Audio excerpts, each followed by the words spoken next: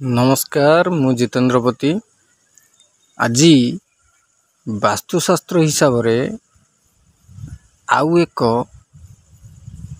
विषय रे जानिबा। शास्त्रर नियम हिसाब रे आमे जो जमी रे घरटीए करिबा तार केतेटा द्वार अछि, को द्वार भल को द्वार खराब, आमे आज गोटे बड़ जिनस जानिबा पई पाइबा।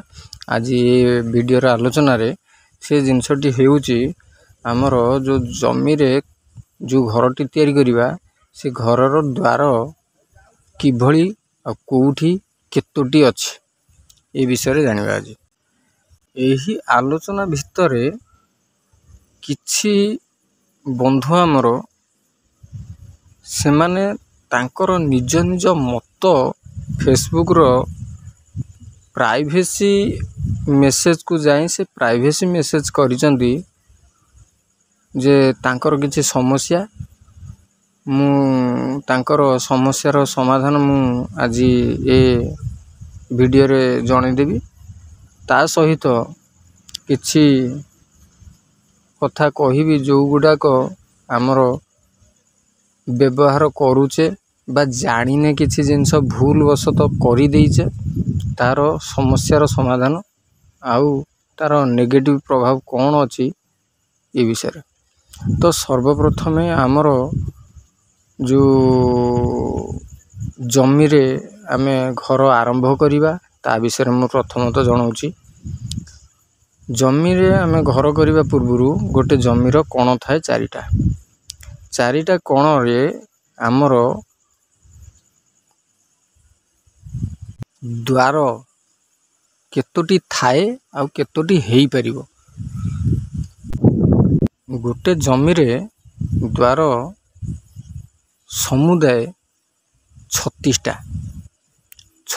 द्वार आमे गोटे घरर 36टा द्वार आमे करि परिबा। 36टा द्वार भितरु मुख्य द्वार जोटा हमर घर को पसिबा पई जो मुख्य द्वार थाए 4टा द्वार 4 दिगरे हेई परिबो। से 4टा द्वार को जगह रे हबो 36टा द्वार भितरु आमे 4टा द्वार बाहर करिबा। एबे जानिबा 4 दिगरे आमे द्वार करि परिबा एटा ठीक, किंतु प्रथम होची हमर जो द्वार आमे बनेबा को दिगरे को जगह रे आमे द्वारटी बनेबा आम पई ठीक रहइबो। आमे जेहेतु घरटे बनौचे से घरटा तयारी बेले आमे द्वार रखा जाए, से द्वार आमे को दिगरे आमे को पटरे आमे द्वार करिबा। तो सर्वप्रथमे मु पश्चिम द्वार को आगो देखिबी। पश्चिम पटरे बहुत लोकंकर मो जानिबारे बहुत लोक अछंती पश्चिम पट को जे द्वार को डरुचंती। आमे सर्वप्रथम गोटे जिनस जानिबा 4 दिगरे आमे द्वार करि परिबा। 4 दिगर गोटे द्वार अछि मु पश्चिम पटटा को नेबी, तेबे सेटा को पोजीशन बा से जो द्वारटी आमे करिबा से जो 3टी पाद बा 3टी द्वार आमर भल से 3टा द्वार को जगह रे पडुची एइटा सर्वप्रथम देखिबा दरकार। आमे जो द्वारटी करिबा पश्चिम दिगरे दक्षिण रु दक्षिण पश्चिम कोण अधा पोजीशन अधा जगह हमको छाड़िया को पड़िबो। अधा जगह छाड़िला परे जो जगहटी हमर पड़िला द्वार पई जेतिकी द्वार करिबा सेतिकी द्वार रखी की आगु को उत्तर आड़ को आमे माड़ी की जगह छाड़िया। तेबे सेई जगह रे काहे की द्वार करा जिवो, अलगा जगह रे काहे की आमे द्वार करि परिबानी तार कथाटी मु एबे कहूची। उत्तर को माड़ी की गले आमे जदी उत्तर को माड़ी की द्वारटे करंती पश्चिम दिगरे द्वार रखंती तेबे शनि महाराजंकर द्वार पड़िबो। शनि महाराज होचंती संपूर्ण भाव रे ନ୍ୟାୟବନ୍ତ ଦେବତା, ତାଙ୍କ ପାଖରେ ଯଦି ଆମେ ଦ୍ୱାର କରିବା ତେବେ ଆମକୁ କୌଣସି ରାସ୍ତାରେ ଆମକୁ ଯିବାକୁ ପଡ଼ିବନି। ଯେଉଁ ସୁରାସ୍ତା ଯେଉଁଟା ଅଛି ସମ୍ପୂର୍ଣ୍ଣ ଭାବରେ ଭଲ ରାସ୍ତା, ଯେଉଁଟାକି ଆମେ କେବେ ବି ଚୋରର ମନୋବୃତ୍ତି ରଖିବାନି, କୌଣସି ଲୋକକୁ ଠକିବା ଉଦ୍ଦେଶ୍ୟରେ ବି ନଥିବା, କେବେ ବି ଅନ୍ୟାୟ ସେ ଦ୍ୱାରରେ କରିପାରିବା ନାହିଁ, କରେଇ ଦେବେ ନାହିଁ। ଶନି ମହାରାଜ ଆମକୁ କରେଇ ଦେବେ ନାହିଁ ଯଦି ସେ ଆମେ ପଶ୍ଚିମ ପଟରେ ଦ୍ୱାର କଲେ। କୌଣସି ପ୍ରକାରରେ ଆମେ ଯଦି କାହାକୁ ଠକିବା ପାଇଁ ଚାହୁଁଥିବା, ସେଠି ଶନି ମହାରାଜ ଆମକୁ ଜଗିବେ।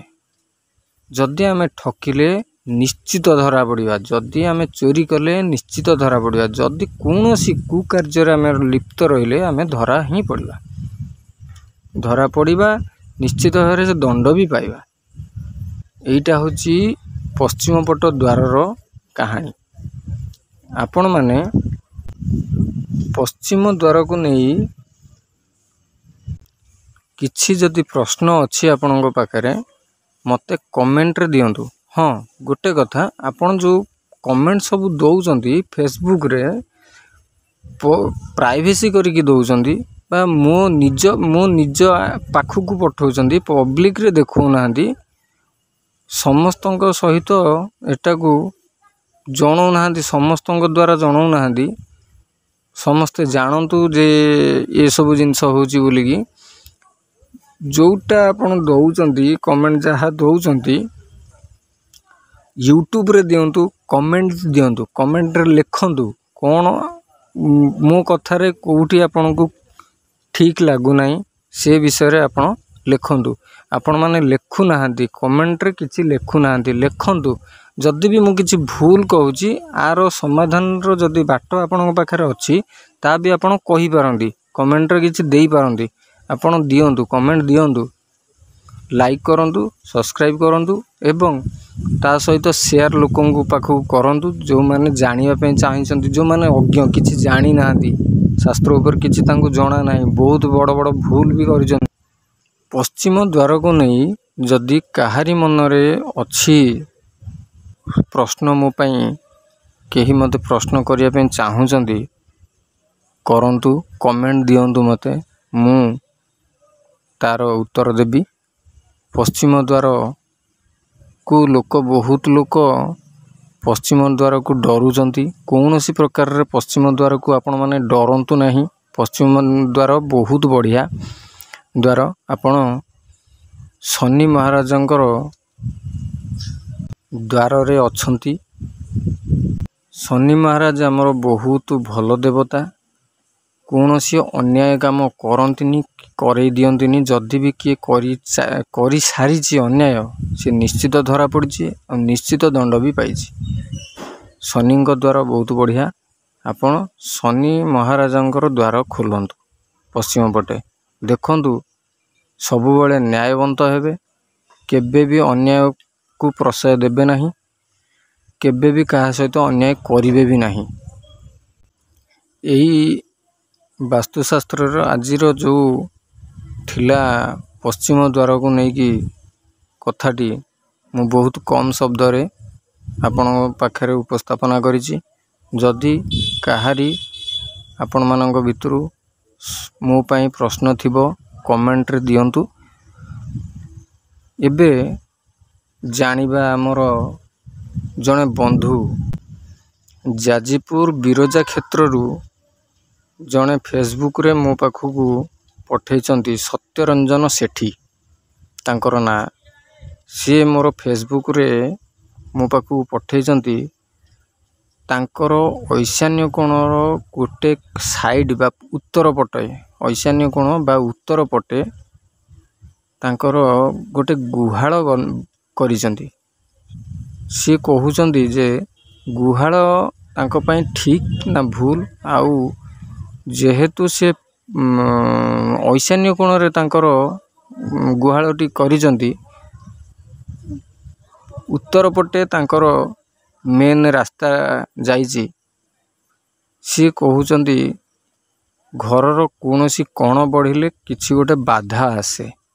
ଏ ବିଷୟରେ ତାଙ୍କୁ କିଏ ଏମିତି ଗୋଟେ କଥା କହିଛି, ବହୁତ ସେ ଡରି ଯାଇଛନ୍ତି। ମୋତେ ପ୍ରଶ୍ନ କରିଛନ୍ତି। ମୁଁ ଆର ଉତ୍ତର ରଖିବି ଏଇଆ, ଈଶାନ୍ୟ କୋଣର ଉତ୍ତର ପଟ ଯଦି ଆପଣ ବଢ଼େଇଛନ୍ତି କଣ, ଗୁହାଳ କରିଛନ୍ତି, କୌଣସି ଅସୁବିଧା ନାହିଁ।